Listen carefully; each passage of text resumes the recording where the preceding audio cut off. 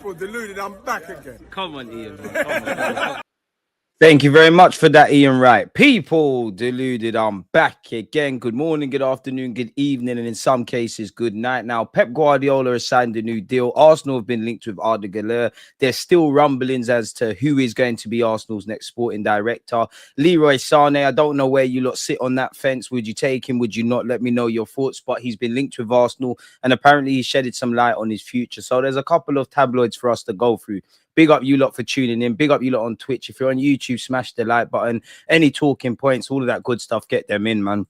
Happy days to you as well, Derek, because you're in Australia, which is ridiculous. You know, I don't know what the time is over there. It's probably the evening, but big up you because I see you comment on my videos a lot of the time, regardless. So appreciative for your consistent support. And the same goes for Tarns. Well, she might be a United fan and a troll. She's part of the family. So yeah, big up yourself right back at you. So yeah, people, let me know your thoughts on how Arsenal saved their season. If we can salvage it, if that's what you believe. What is your feelings in relation to January and things of that ilk? Let's get into things, people. Now, again, people, let me share my screen. Give me a sec. In fact, before that, we got a comment, mate. Win the Dog has left the club stating, I am done with this pragmatic football. I like attacking football. Ah, mate. Big up to you, like 12 o'clock over there. Do you know what? Where it comes to this pragmatic football, I'm not well, let me just say, in theory, I'm not against it. I do think there is a correlation with us improving defensively and us being not quite the top of the tree because we ain't won the Prem, but being near there. Where my issue has come from is we've gone the other way. You know, I think where you look at pragmatic football and, you know, Arteta has been gone from being compared to Pep to being a homeboy to now he's Jose/Conte. Now, if you're playing that kind of football, it needs to correlate in trophies because nobody can say anything, which evidently we don't know if that's going to happen for Arsenal. Attacking football doesn't necessarily bring the same either, but as fans, whether you're around the world watching the game, whether you're at stadiums, you want to be excited. Now, my issue is that keyword balance. I don't feel there's enough balance. I feel some of it is circumstantial with the injuries, but I think they merely highlight. I personally think Mikel Arteta has gone the other way. You know, Wenger was too much on the attacking thing. Arteta's too defensively. And when you've dropped off a level defensively, the whole team, when you've got nothing really in your midfield, when you're not posing any threats in the final third, it's stale. It needs invention, it needs intention. So you are right. We defo, I think there's a lot of back to basics we've got to do across the board at the football club with how we're doing things in the transfer market. You look at the summer, couple of good individuals, but definitely wasn't a summer where fans sat there and thought, we can fight City. Defensively, the whole team, man, like, you know, not just the defenders, but the whole shape, the way we press, the following runners. Every goal you could say is cheap and avoidable, and fans coaches would say that. But yeah, I think we've got to go back to basics, man, all across the board. And like you said, you know, one thing I'll give Mikel Arteta for is, you know, between you and Edu, when you lot walked into where the club's now, the health is better. We're having different conversations. You know, Mikel Arteta has been mocked for the light bulb stuff, the Anfield atmosphere, the dog called win, pickpockets, all of this stuff away from banter. Anyone that understands anything about sports or anyone that works in a working environment, particularly if they're a manager, you need to create a culture. So one love for all of that. But the question now is getting over the line. It's not that we can't forget what's gone on, but it's getting over the line. Is Mikel Arteta a winner in his own right? You know, you worked with Pep Guardiola, so indirectly you are, but are you a winner? Can you get over the line? If not, conversations need to be said. Need to play our young lad. He scored a good few goals. For me, I don't even think it's anything to do with Arteta. And again, Arteta does, for me, he's not looked to bring in creativity. He wants to be solid. He wants dual winners, which Ethan isn't that. If it was just a like-for-like replacement, Ethan comes in which, okay, the midfield, you don't want to play him as 8 at this moment in time. You don't want to play him as a 10. That's fine. But Ethan, for me, he's like a Phil Foden. He's like a Jack Wilshere. He's like a Oxlade-Chamberlain. He's like an Iwobi in that. Clearly, these lot will end up as central midfielders, but he can get game time, especially if Saka's not there on the right. I'm not saying he should play off the left, but could he play off the left in a similar ilk to Smith Rowe and get some minutes there? Because although I think isolated to Ethan, I do think Mikel Arteta could play him a bit more, could blood him a bit more, all of that stuff. But isolated away from what our team needs and just Ethan's development, I think Mikel Arteta's got it spot on. But at the same time, minutes are currency. The man's played like 50-odd minutes. He has come off the bench and made some appearances. I think you need to utilize him because of the skill set. You know, for me, just the very fact that he dropped a shoulder and had a shot against Inter, I was all for that. So it'd be nice to see. But I do think we've got to take our time with him. But reality is we've got a tiny squad. whether you're Raheem Sterling that was brought in on loan or you're young Ethan and Lewis Skelly, in fact, that have come from the academy, they're in the squad. You've got to utilize them and use them to some capacity, if I'm completely honest. So I think you're bang on the money. 2-3, big up you lot. At 5 p.m, I've got a video coming out with Jess, aka She Knows Arsenal. Again, we pre-recorded it yesterday. That will come out at 5. So yeah, make sure your notification bells are on, man, and keep your thoughts coming. As Derek said, make sure you're thumping up the like button. Now, if we get into everything, people, if I share my screen with you guys, before we get into Pep, make sure you're following the second channel where you lot get on to me. You're like, oh, you should just keep it Arsenal. So in an attempt to give you lot that more neutral content on that platform, and obviously we keep it Arsenal as much as we can. Now, you lot would have seen, or not, because a big up Derek, hit the like button, but I got to remove your comment. Yesterday, the Romanos, the David Ornsteins, and all of these guys of this world, they broke the news, which is terrible news for everybody that isn't a Manchester City fan. Pep Guardiola has agreed to stay at Manchester City for one more season. New contract to be valid until June 2025, as Sam Lee reports, with an option to extend until June 2026. As revealed in October, City was always confident to keep Pep, never spoke to other coaches. Now, I've offered my more specific opinions on that video, so go and check that out. But it's bad news, man. This tells me Pep's looked at Arne Slot, he's looked at Ruben Amorim and what they're saying around him. He's looked at Mikel Arteta and he's looked at Maresca and thought, the new kids on the block, forget all of that. I'm here to regulate. Maybe City are not ready for him to depart. I still think there's a lot to do in terms of backroom changes.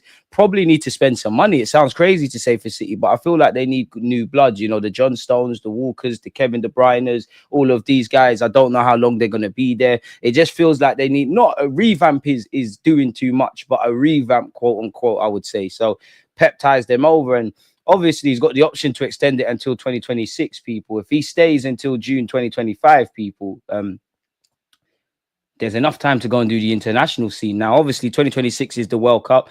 It's very unlikely. Obviously, someone like Pep Guardiola is great, but it's very unlikely, in June 2026, he leaves City and then he's off to the World Cup in the same month. It doesn't make sense. I only mention that because, as we know, Pep Guardiola has never hidden his ambitions of wanting to be an international manager. DG is the newest member of the South London Finest. Welcome to the Morley squad. I mean, I love South. I got time for South, man. That's where Arsenal started.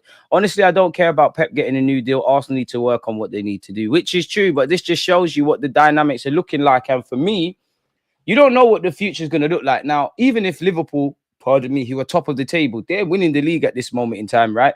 They need a rebuild of their own. 3 players' contracts are winding down. Didn't give Arne Slot a new deal. I mean, a transfer budget. Obviously, I think Arne Slot's gone over there and changed minor things and does things different to Klopp. But he's been there 2 minutes. He can't revamp Liverpool in the image he wants, right? We don't know what Liverpool are going to look like. I don't think Chelsea are going to lie down for long. I hope it doesn't work out for Amorim at United, but it could. Obviously, Arsenal are at where we're at and City are at where we're at.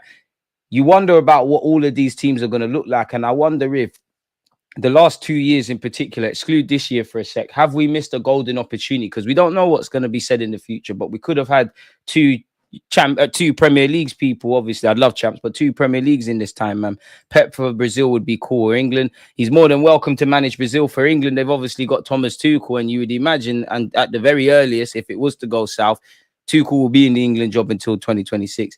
I'm all for the Guler talk. So am I, man. Is it realistic? I'm not too sure, people, but we'll get into everything and let's keep it moving. As we said, Pep Guardiola has announced a new deal. Allegedly, Arsenal dropped interest in AS Monaco CEO Thiago Scuro. Again, he was one of the names still linked with us, and we don't actually know if it's been dropped, but this is what the tabloids are saying. Arsenal on the hunt for a new CEO after it was revealed that Eddie would be leaving the club. The Gunners have seemingly set their sights on Liga, with PSG's Luis Campos, Stade Bress's Gregory Lorenzi and AS Monaco's Thiago Scuro, all linked with the soon-to-be vacant position. However, according to L'Equipe, the latter is now out of the frame. Arsenal's interest in the Monaco CEO was first reported by Gianluca Di Marzio. Since succeeding Paul Mitchell at the Principality Club in the summer of 2023, the Brazilian, who has never worked in England, has led Monaco back into the Champions League. His achievements since joining Monaco caught the attention of Arsenal, who now consider the possibility of recruiting Scuro as their new sporting director. director. And whilst this was a consideration, L'Equipe understands that Skuro, who is entirely focused on the project at Monaco, is no longer in contention for the role at the Emirates Stadium. Speaking of that, The Athletic came with a think piece, and just before I went online, people, I tried to go through this and cut out the tosh, but it says Arsenal evolving hierarchy and how Edu's exit might affect it. As I said, I tried to skip out the tosh. Obviously, we know we've had Vinay, we know Edu's been here, we know there's been a couple of other changes, we know Richard Garlick and James King and these other guys are involved in certain things. We are all well aware of the sporting kind of structure, ideally the Cronkies put in place to manage their footballing portfolio.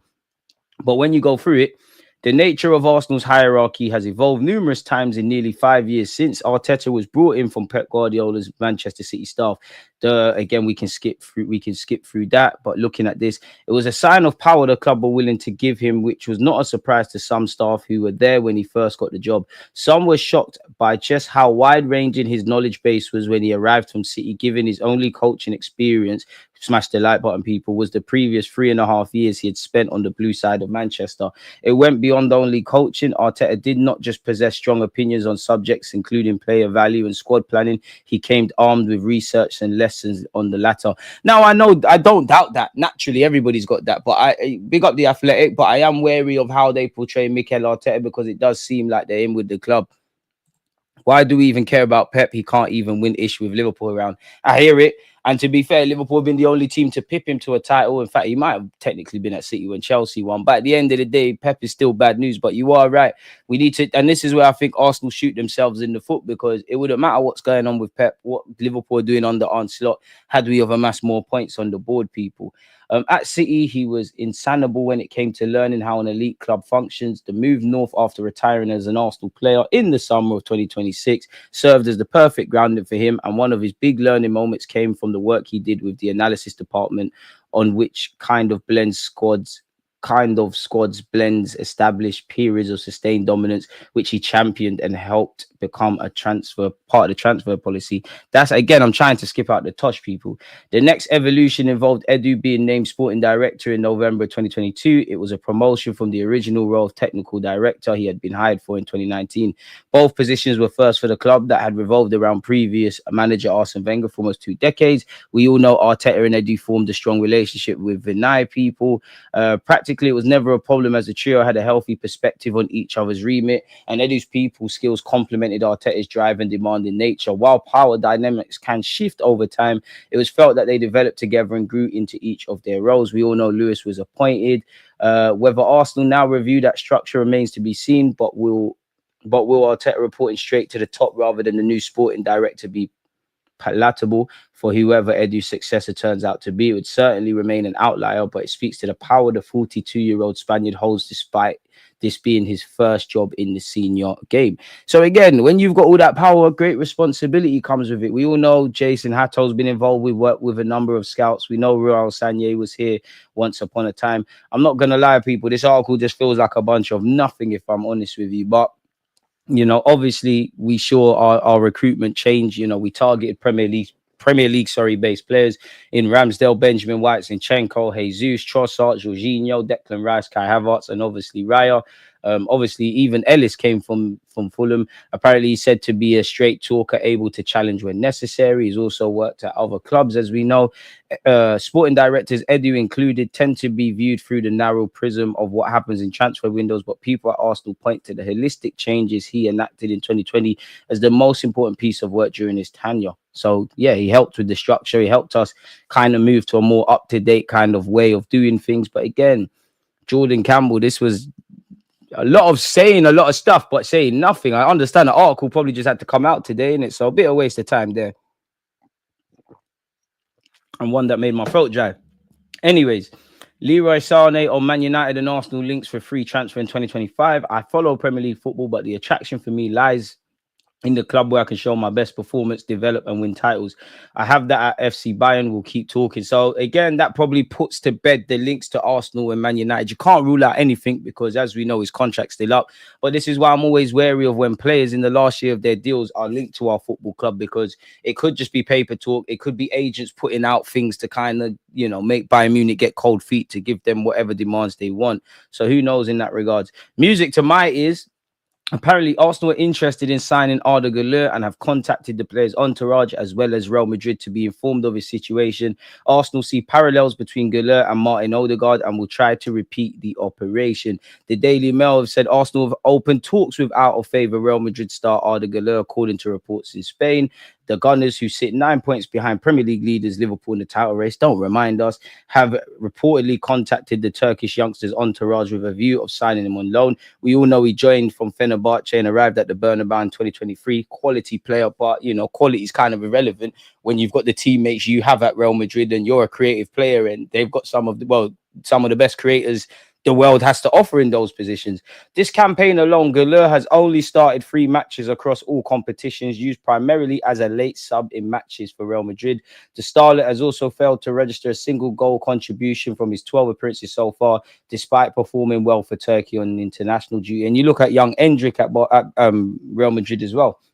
Apparently, he's unhappy and on the radar of several top clubs across Europe, people. Obviously, there's parallels with Martin Odegaard. It's claimed the Gunners are one of the teams to have contacted Guler's reps over his situation, keen to secure his talents first on loan before signing him permanently at a later date. We all know that worked with Martin Odegaard, people, and he's gone from strength to strength. And apparently, Guler is unhappy. Now, what do we make of that, people? Now, pessimism on it is... It's easy to link him with us. We have seen with Odegaard's absence why we need more creative players. Obviously, we've got a youngish team and we're looking for the stars of tomorrow. Obviously, you know, they might be on loaning him out if he can't get football, and Real Madrid are doing what they're doing. And it's an easy one to kind of link us with. Now, wide before it is, we've got a young project. He can play out wide as well as a 10. Probably should have signed him before. We need more creativity. And I just think he's a brilliant player, man. I'm all for that. Would Real Madrid want to let him go so soon? I don't know, people, but I'm all for that. If we could get that done with an option to buy, get that done in January, people. But you do wonder about his physical conditioning. I expect him to be unhappy. You should be unhappy. Every player wants to play. What's the point of Guler if we have Ethan? You can never have too many great players, man. Like them two and Odegaard, they can all play together and give us a stronger squad. And also, Ethan's developing, man. Arda Guler, I'd have an Arsenal talented young player. It's just unfortunate he's in the best team in the world and doesn't get regular minutes. More competition, the better, and depth when we have injuries. Arda Guler, I'd like to see him at Arsenal. My concern would be his injury record, but would take him on loan. Has he got a bad injury record? That's news to me, really. Let me see.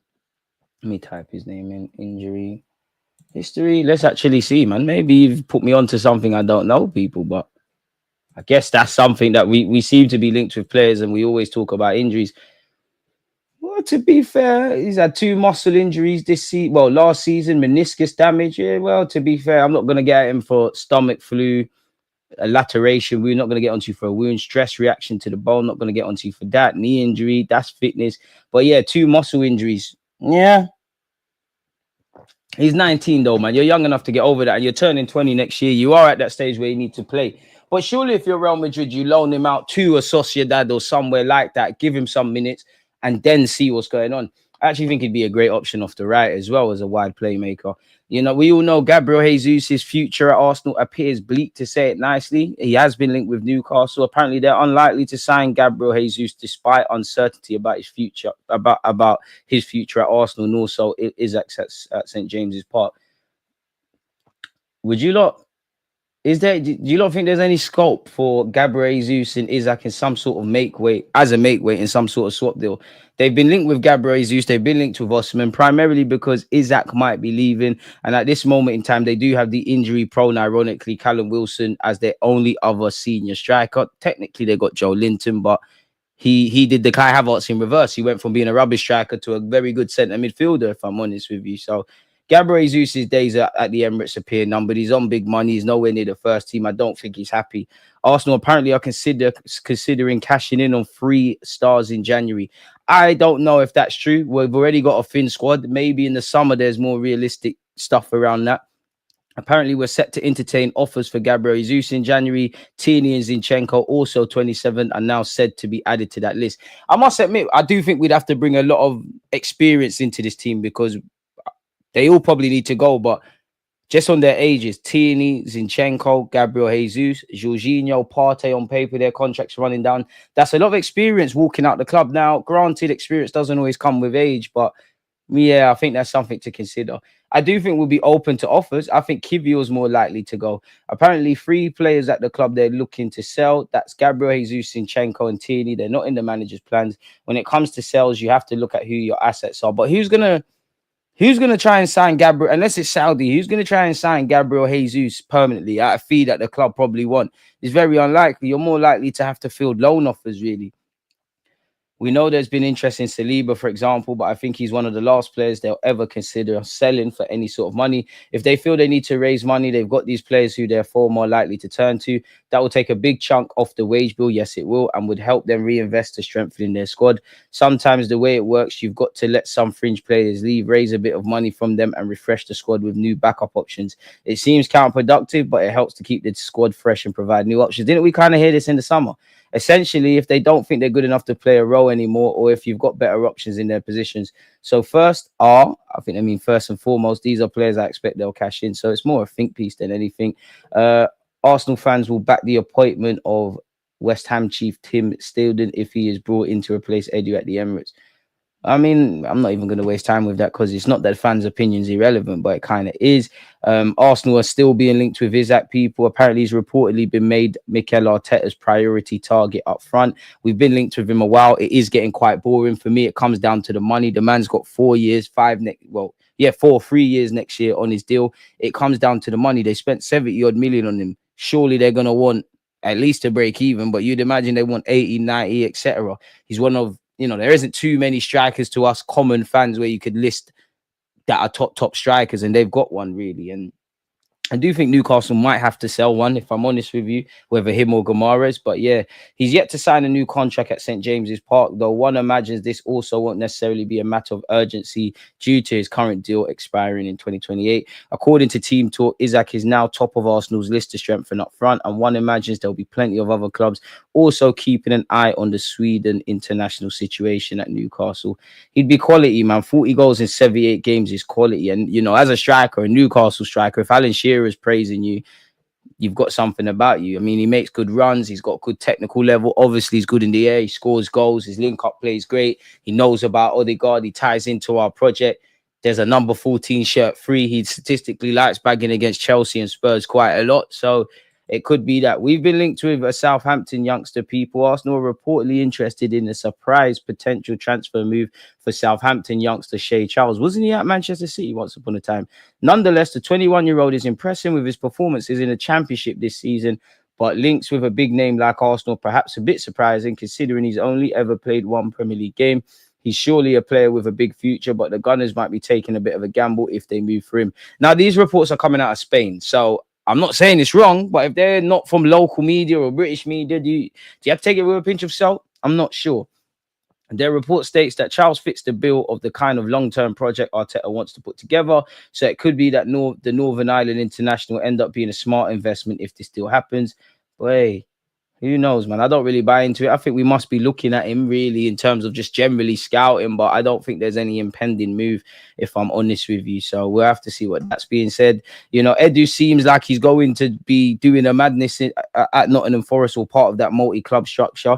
Apparently, the new Nottingham Forest owner is set to take over another club in the wake of his move for Edu, now eyeing one in Brazil. We covered it yesterday. Check out that stream. Apparently, Edu pitched the idea of Arsenal opening up academy or finding an affiliation link with a Brazilian club, and it was shot down by those around him. So I think we need to go and look at this. Apparently, the Nottingham Forest owner is looking to add Vasco da Gama to his portfolio of clubs, in which Edu's living a movie if this is what he wants to do. I do think that is something Arsenal are going to have to do in the future. Whether we do it sooner rather than later, I don't know. Raheem Sterling's been branded Premier League flop of the season. I think that's a bit harsh because the man ain't even got to kick a ball. Whether you rate him or not, he is definitely one of the most underwhelming business that a club's done this summer. But it's a bit harsh to say he's the flop of the season. The man ain't even been given a chance, really. So it is what it is in that regards. We've gone over the Sane thing, right? So let's forget that. Arsenal are willing to sell Kiwior in January. Now, where the January market's concerned, a bit like the Ryan Cherky rumours in relation to Lyon or Arda Guler, a lot of it is due to contracts running out, bust-ups with managers, or a lack of football, in which it's easy to link Kiwior with a move away. I'm not saying he isn't going to leave. I'm not saying he isn't frustrated about his lack of football, but You have to take these things with a pinch of salt. Nonetheless, apparently Arsenal are willing to sell Kiwior in January, according to a report. The Gunners' season is not going to plan. Injuries have derailed Mikel Arteta's campaign, and Arsenal already are whooping 9 points off top spot, currently occupied by Liverpool. 2024-25 has also not been great for some of the Gunners' stars on a personal level. Kiwior, for example, is struggling to get minutes after proving to be a reliable utility man last term. Did he prove that? We signed him for 19.5 million euros in January of 2023, and he hasn't really got that much football. Apparently, to date, the versatile defender has only played 98 minutes in the Premier League, and speculation surrounding his future has been rampant. That could only be this season. That can't be his whole time here. Again, I don't think it would make sense. You know, he was linked with several clubs in the summer, the January before. I'm not too sure, but according to Charles Watts, Arsenal are willing to listen to offers for Kiwior in January. But looking at our injury record, I mean, if you sell Tierney, Zinchenko, and him, who have you got? And really and truly, you can't bet on Tomiyasu's fitness. You're having to be very careful with Calafiori and Timber. Benjamin White, obviously tough as old boots, but we've probably ran him into the ground and played him with injuries for the last few years, and now he's out of action. Does it really make sense to sanction Kiwior's sell? Now, I don't know why Kiwior didn't go in the summer, because he was linked with Villarreal, Sevilla, Inter, Juventus, AC, Bologna off their own back / obviously as part of the Calafiori deal. I don't know if he reckoned I'd give another chance at making it at Arsenal. I'm comfortable at the club. Maybe Mikel Arteta told him he'll get an opportunity. I don't know, people, but I'm not going to lose sleep if Kiwior goes. He's also linked with Napoli. I'm not going to lose sleep over Kiwior, but I don't think it makes sense to, where you look at, as I said, the Tierney's, the Zinchenkos, the Kiwiors, half the players that are linked with moves away. For me in January, it doesn't make sense. Should have got rid in the summer and done what we needed to do.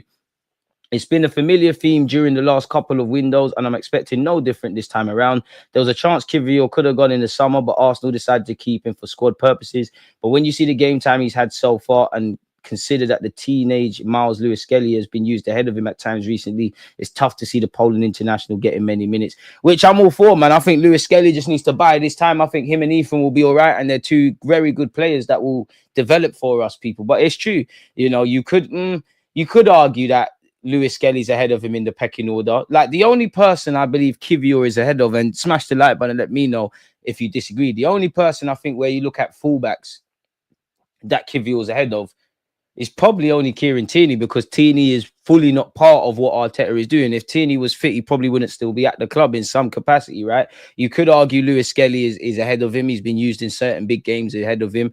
I think Zinchenko's ahead of him purely because, Zinchenko can't defend, but the whole inverted stuff. Timber left back's ahead of him. Tomiyasu when fits ahead of him. Who else is there? Calafiori. I'm probably missing out somebody as well. Centre half. Obviously, you being a left-footed centre half on paper should mean more football for you. But if push comes to shove, I think you'll see Partey go right back and Benjamin White occupy a centre half position before him. I think you'll see Tomiyasu play there ahead of him. Probably potentially Calafiori and Timber as well, people. I could be wrong.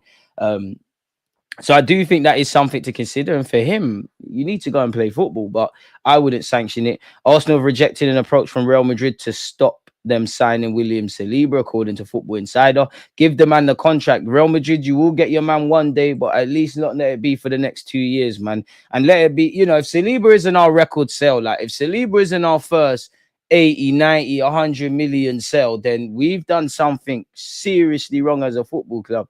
What's this? Arteta names prolific. Well, apparently Arteta wants a prolific striker in January, according to this report, and he's made a decision over Gyökeres. What does this mean?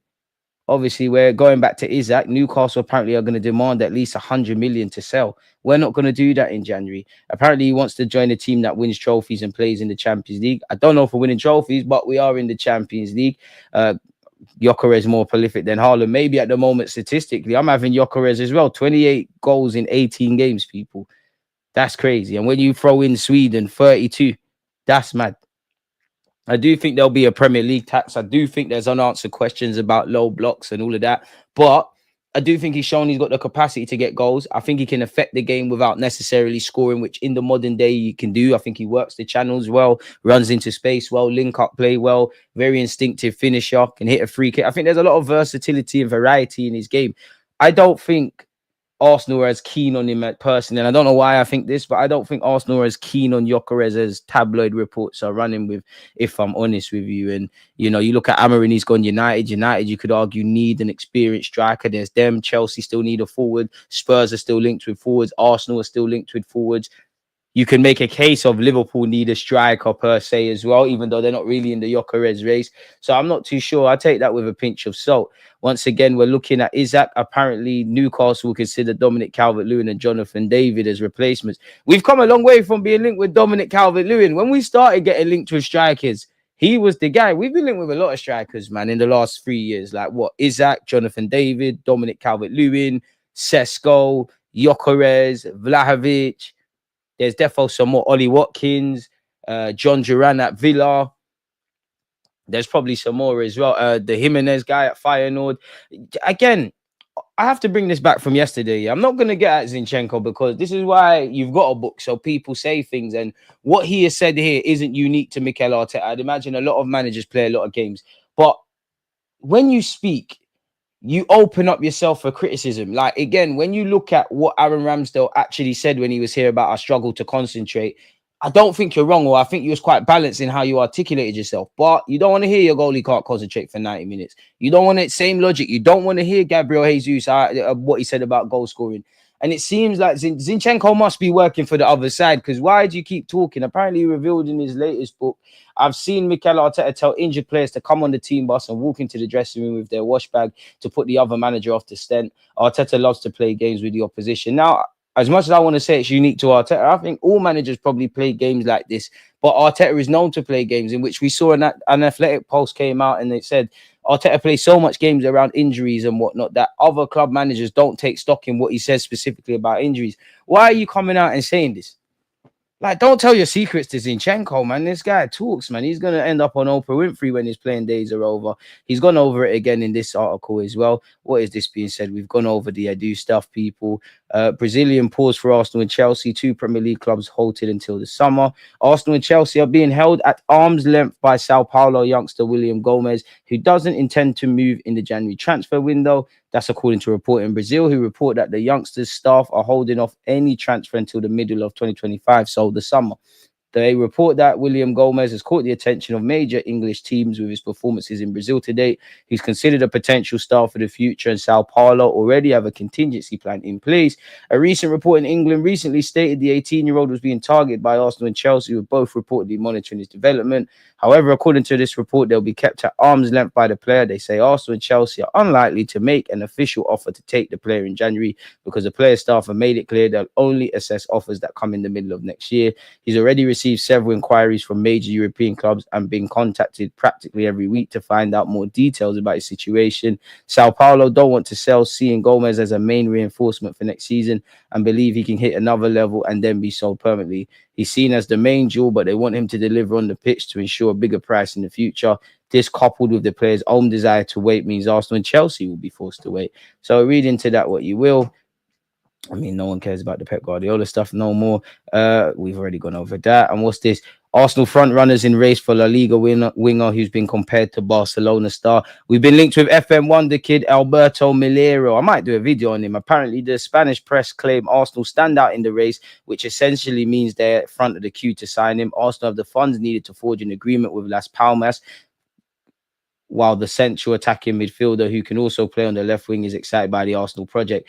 Versatility, Spanish midfielder, I'm all for that. Las Palmas. I'm pretty sure if I type his name in, they're going to compare him to Pedri. In fact, look under it, people. The 21-year-old, he's been likened to Pedri. Apparently, he was linked with Real Madrid at one point. Who knows, people, what's going on there? And we've also been linked with Arda Guler. I might do a video and do a bit of scouting for him for you lot, people. Have I got any other tabs to speak about? I defo do. Again, people, big up our former captain and midfield maestro. What would we give to have Patrick Vieira at the club as a midfielder now? He has moved to Italy and he's linking up with Genoa. He's been announced as their head coach, where he'll manage Balotelli again, who had some savoury words about him the last time they were together at Nice. Again, speaking of sporting players, people, got a video coming out soon, probably this week or next week on this guy. Newcastle are the latest club to eye up a move for the 17-year-old sporting winger Quenda, but face competition from United and Chelsea. I think he ends up at United. I mean, they've got a rich history of Portuguese players with Sporting. pardon me, with Sporting Lisbon. He's quality, man. We've seen it with our own eyes. He's quality, and at 17, he's doing his thing. Kind of like Arda Güler. If I had to say anything was realistic, I don't think Arsenal will get Arda Güler, but I think it's feasible that you could get him on loan in January, people. And I also think one of the more realistic signings on paper, owing to Lyon's issues, would be Ryan Cherky. Liverpool and Bayern Leverkusen, as well as a couple other clubs, have been onto his signature. They want 25 million. They were going to let him go for 15 in the summer.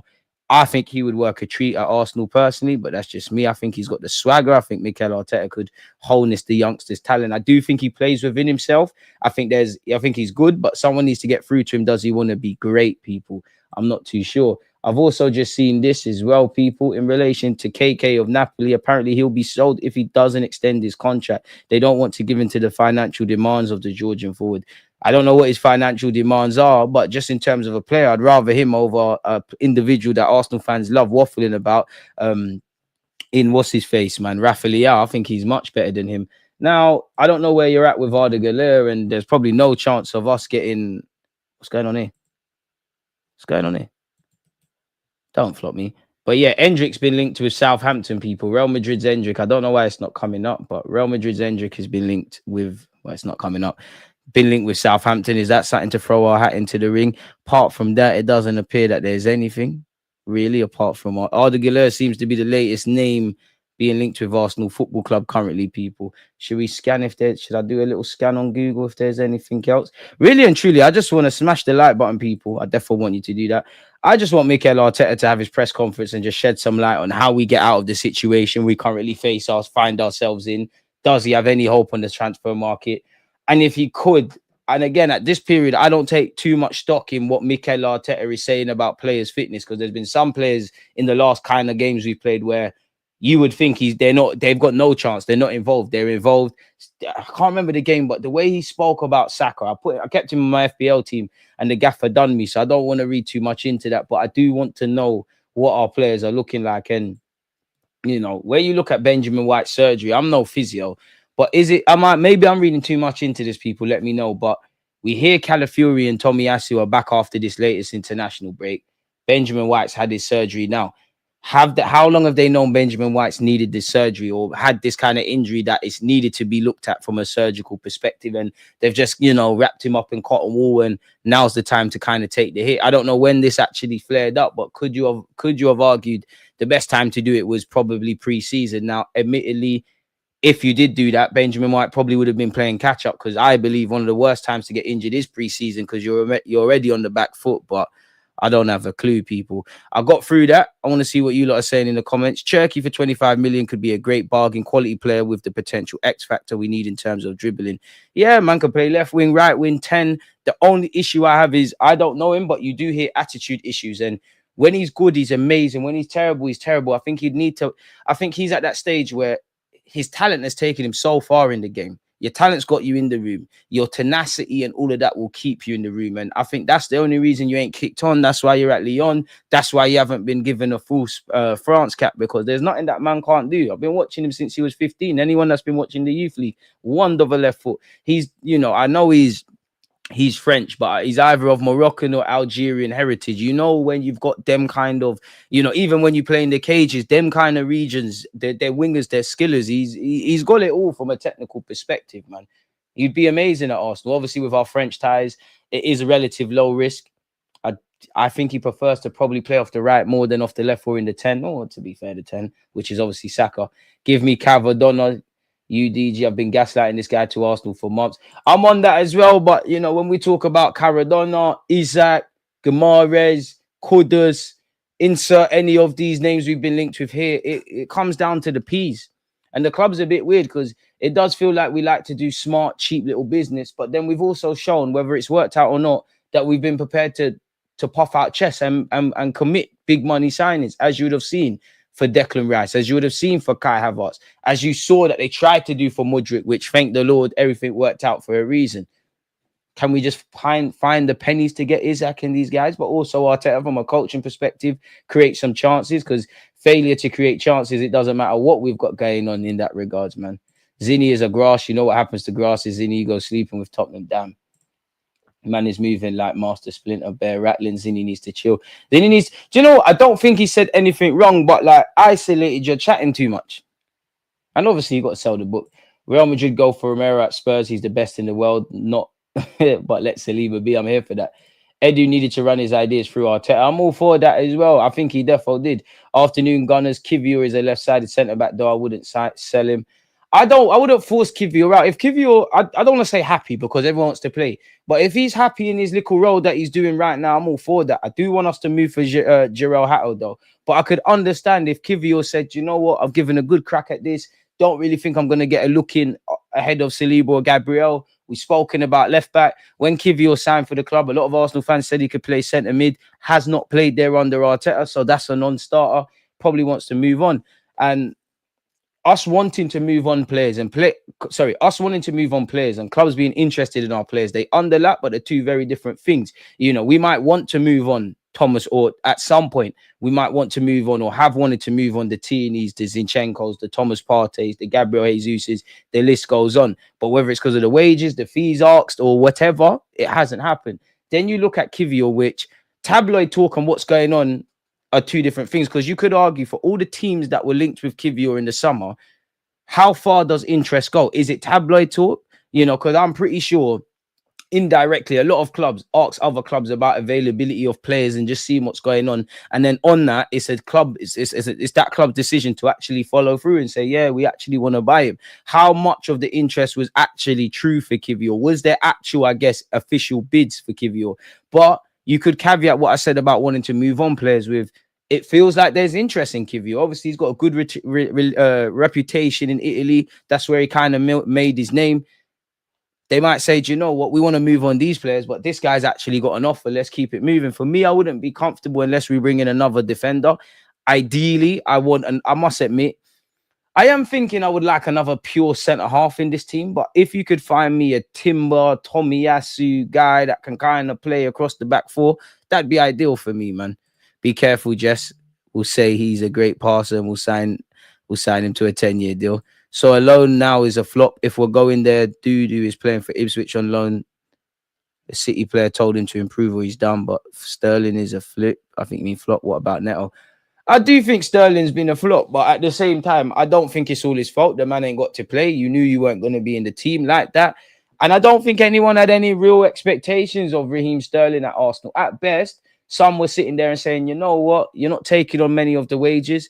You're taking on a little part of his wages, while clearly we wanted a higher name and a better name. And even Edu said we didn't plan to do it. Rightly or wrongly, it was either Sterling or nothing. That's what led to it. So you've got a body there. And I do think there was some Arsenal fans that probably put too much stock in, you know, when Raheem Sterling's saying I've got a point to prove, which I don't doubt. The fact that he's worked with Mikel Arteta before. And I do think Arsenal fans are getting it. Not that Arteta can't get a tune out of bad players, but they're getting into this weird space where Arteta is a miracle worker, where you look at Sterling, Rashford, Mudryk, any player that's alienated from their team or down on their luck, it's like we can wave a magic wand and things are working. Bless DG. I hear a lot of talk that Ethan should play more, but do we really want another Jack Wilshere? There's no substitute for playing. Obviously, you're going to have to manage the workload unless, you know, Ethan's got a lot to learn. But with the injuries, where we're at as a squad, with what I'm seeing from other players, I do think Ethan should be exposed to little minutes. I would like an occasional start, but I don't think it would harm the lad. And even Lewis Skelly, depending on the game state and what's going on, little 20 minutes here, little 30 minutes here, an hour here, etc., really.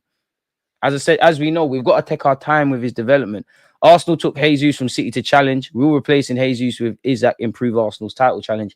I think it will, because Isak's a goal scorer, isn't it? That's his bread and butter. We need goals, but we also need to create chances. I think with Gabriel Jesus, I got killed for it on YouTube, you know, and it's weird because you lot are seeing I'm one of Gabriel Jesus' probably only supporters.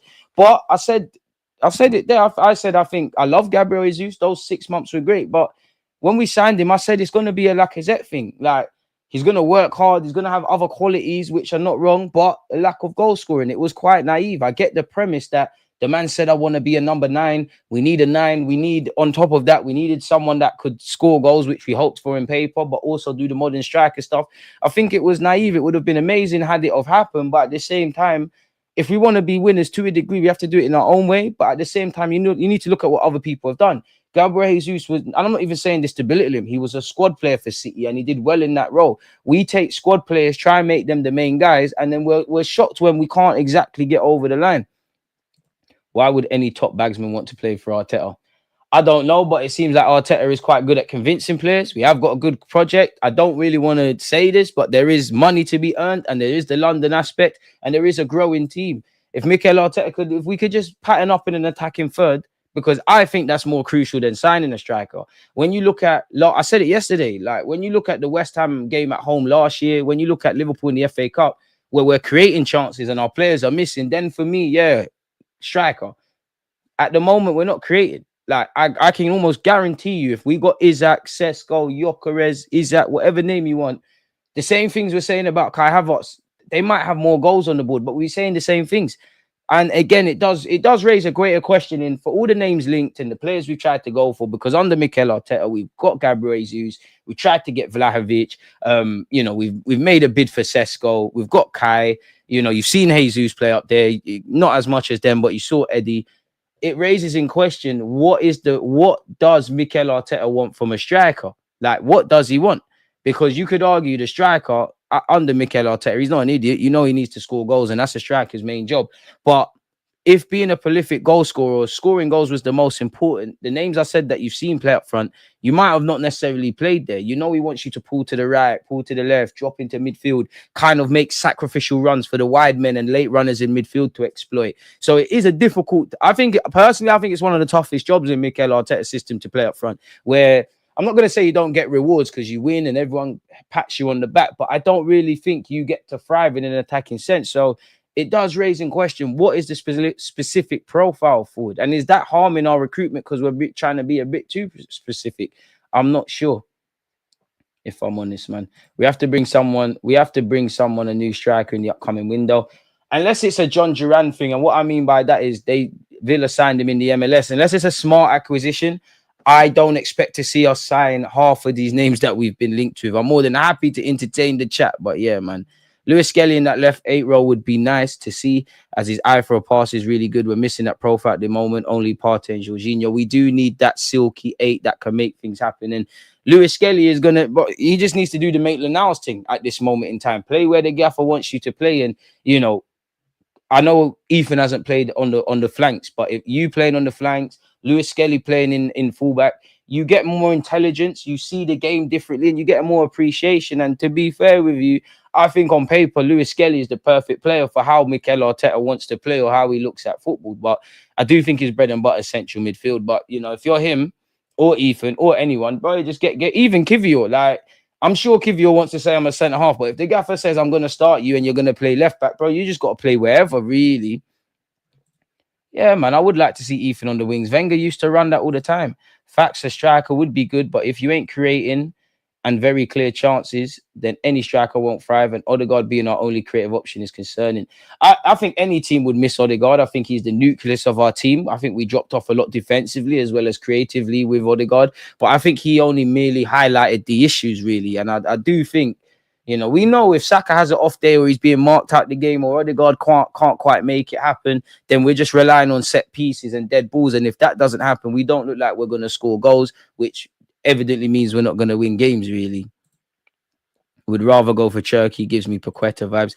You do look at, I'm not really on the Paqueta hype as much, but it would have been nice to see him at Arsenal. But you look at the Paquetas, the Isaks, the Gomarezes, and I'm a hypocrite because some of these guys that I haven't mentioned that would fall under this realm, when they have been at other clubs and been quote unquote more attainable, I might have turned my nose up. But it does feel like Arsenal, we actually have to revamp the scouting, find some cute additions, or find these players that you can see are going to rock up at big clubs and be good players, intercept them before, like sign Isak before he goes to Newcastle. Or the next option is when these players rock up here, be prepared to pay the asking price. Now, I'm not saying that's necessarily the right option or value for money, but you look at Isak, they're asking for 100 million. Like, I think that's the ballpark to get that done. I do think there's some negotiating to be done with West Ham for Kudus, but he's got an 85 million release clause. Assuming you spent 100 million on Isak and 85 on Kudus, that's 185 million. That's before you talk about any other position or anything to do with sales, man. So it's a bit of a techie one, man. If I'm honest with you, I'm very pessimistic about signings in Jan. Naturally, I would want signings. I'd love to wake up and we've got Gyökeres, Isak, Kudus, whatever have you. But I just think it's a difficult time to do business. I think everybody knows you're either desperate to bring in players or get players out. I think it's a reactive window. I think it's a window where obviously it's only open for a month, so you already count down. And I'm reaching a bit, but then in theory, it's a lot for a player, especially the foreign players, to hit the ground running in the Prem straight away. Like how many, when you deep it, how many, even Odegaard didn't. How many players have joined the club in January in the Premier League and hit the ground running? There's been a few, of course. I'm sure Bruno Fernandes at United, whatever they have to say about him, he started scoring goals straight away. I would personally throw a Aubameyang into that. So it's a techie one, and especially where you, rightly or wrongly, you look at Mikel Arteta's system, it's one of the most complicated in the league to get to grips with. That's before you talk about settling off the field. That's before you talk about settling individually as well as collectively and getting to know your teammates and all of that kind of stuff, man. Haaland. Did Haaland sign for them in Jan? I could be wrong on that. I didn't even... Did he? If he signed in Jan, fair. We need to get academy in Brazil and possibly somewhere in Europe too. I'm all for that. Arsenal shouldn't be worrying about Pep at the moment. They have to worry about Maresca and Slot. Worry about everyone, but most importantly, worry about yourself, because if Arsenal maximize themselves, we wouldn't be where we're at. I think regardless of what people have to say about us this year, obviously last season, and I'll cut the club a bit of a blag because it was the first, kind of title challenge in a minute. But in all of those years, way before I look at what Slot's doing or what Klopp's done or what Pep's done or this and that, we have self-inflicted our issues, whether it's because of squad depth, losing silly games, dropping silly points, not being able to stop the rut, because I'm sure it happens to every team, but it feels like when we take L's, it's clustered. Like we don't really, well, to be fair, the first year we fought for the league, it felt like we kind of got out of that quickly, but it feels like we'll lose one, then the next one, then the next one, then we'll go win some others, and then that might happen again. Got to worry about everyone, but most importantly, worry about ourselves, man. Remember Kallström, I think he joined Dortmund. It was during the January window. Kim Kallström, shout out to him for the penalty at Wembley in the semi-final, man. Remember we used to sign players that were injured or no players at all. Why didn't we sign Arda Guler when Ozil recommended him? I swear our scouting is so poor. We need that Real Madrid Barca commendation before we sign a player. I hear that, but then a bit like what you've seen at Man United, yeah, where they've been in a turbulent kind of role, yeah. Scouting ain't been their issue, because you see it come out all the time. They, Ralph Rangnick suggesting certain people, their scouts suggesting John Duran and all of these players, but the scout's job is to suggest. If the decision makers are not taking it in, then you don't go anywhere. So could you argue potentially scouts are not the issue? It's the people that make the decisions on recruitment.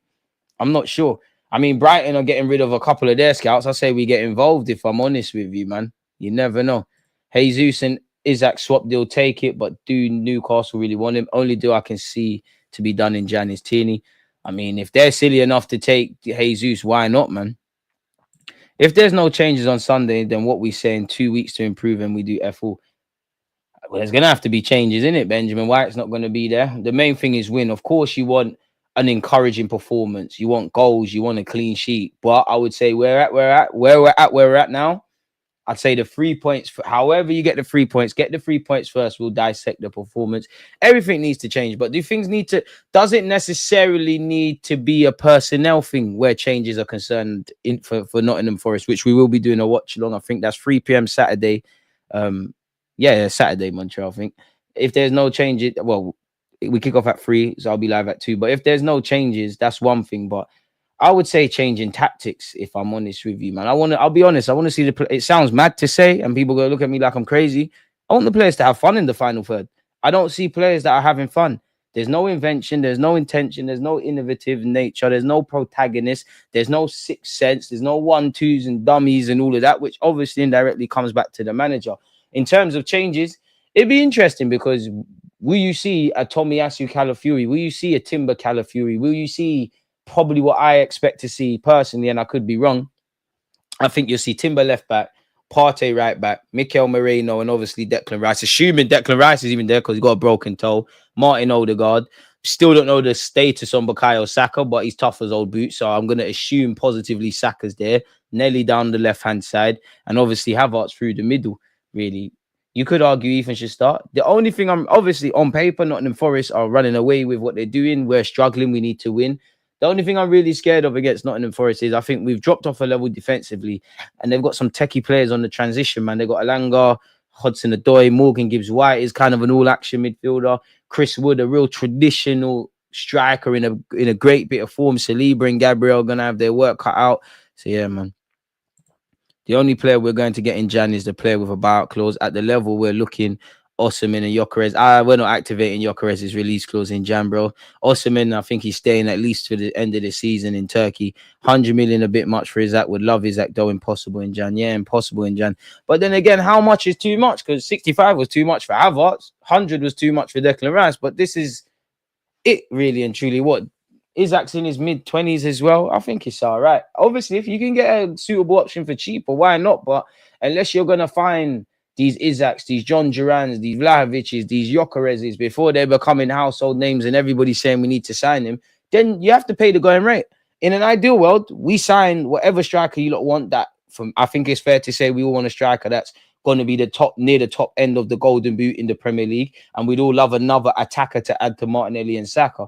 That's an ideal world. But one way around it could be if you could get someone that plays on the left that can kind of do what Saka does in terms of numbers, you can get away with things, man. Has Amorim put any fear in you yet? I mean, I'm not scared of no one, really, but I do think I haven't seen Amorim manage, but I do think he's the guy for United. It does seem like he's quite good tactically. I don't know why, but I was watching him working with Kobe Mainoo about body positioning. Everything should strike fear in you. Chelsea are not going to lie down for long. United are not going to lie down for long. Liverpool look like they're doing all right under Onslaught. Pep has stayed at City. But we should be putting fear into other people as well. This is the Premier League. It's competitive, you know. Out of the big, traditional big six, apart from Spurs, everyone in the big six, someone's going to miss out in top four. So get with it. Like, I'm not really focusing on what other people are doing. We need to focus on what we're doing. And I think Amorim's great. I hope he's more like AVB than Jose, but he hasn't managed yet. Yeah, you've put on training sessions and that, but you haven't managed yet. Trossard, good riddance. Sorry, Trossard, respectfully, a good riddance. What is Trossard gone? But January signings probably Trossard, Vidic. I can think of Vidic as well. Yeah, to be fair, Trossard as well. But Trossard ain't banged like that. But to be fair, his initial period at the club was great. His first half a season, he got like 12 assists. So yeah, you are right. And even Trossard's another one linked with moves away, or depends where you read, because 1 minute it's a new contract, then it's moving away. I wonder what the club will think, because I wouldn't let him go in January because I think we don't have enough numbers. But if you did get offered something in the summer or January for a 29-year-old and you think this is our only chance and Trossard's keen on it, you got a decision to make, really. We rarely fell off from the last 2 seasons. I think people look at the first year with a bit of rose tints. I think the attacking football weren't as great as we make out, but it was good. But also in that first year, we fought for the title. Oh, let's not forget, in the second, we would do so well in the first half. Second half is nail biting. As I said yesterday, for me, I want to take the first half of how we used to play in the 2022-23 season, take how we was defensively last season and merge it. This season, it evidently looks like regression, if I'm honest with you. If Trossard stays, you lot are harsh on Trossard. We're going to need everyone. And what I would say to Trossard, I'm not saying you lot are getting at you lot. You lot were calling for him to be the Messiah. You were calling him this. He should play more. Now you've turned your back on him. Now, obviously, his form, he's been a villain this season. Missed a penalty in the champs, got sent off against City. His back pass led to Saliba, obviously, getting sent off. Hasn't really taken advantage of playing in the absence of injury, with players being injured. But you don't become in good times. You know you're not as good as you think you are. In bad times, you're not as bad as you think you are, really. And all I can say to Trossard is the narrative changes, really and truly. You score in the next 3 games, or you do something great, everyone loves you. Trossard's a squad player, man. We've got bigger problems than Trossard, man. I'm not gonna lie to you lot. We've got big problems excluding Trossard. He's just a calm squad player. Probably showing why he's not relied on like that, but it is what it is. On that note, though, people, it's been an hour. I'm going to love and leave you. I'm going to go and edit some more vids. I appreciate you lot's support across YouTube and Twitch. Make sure you're smashing the like button and all of that good stuff. Don't forget to subscribe to the second channel. Obviously, at 5 p.m. for your Arsenal bits. I got a video coming out with Jess, a.k.a. She Knows Arsenal. So, yeah, man, hopefully, as we get back on the horse of Premier League football, it starts getting a bit rosier with Arsenal. I can't promise that, but I'm on the journey with you lot. So, yeah, you lot stay safe, stay blessed. Peace. Always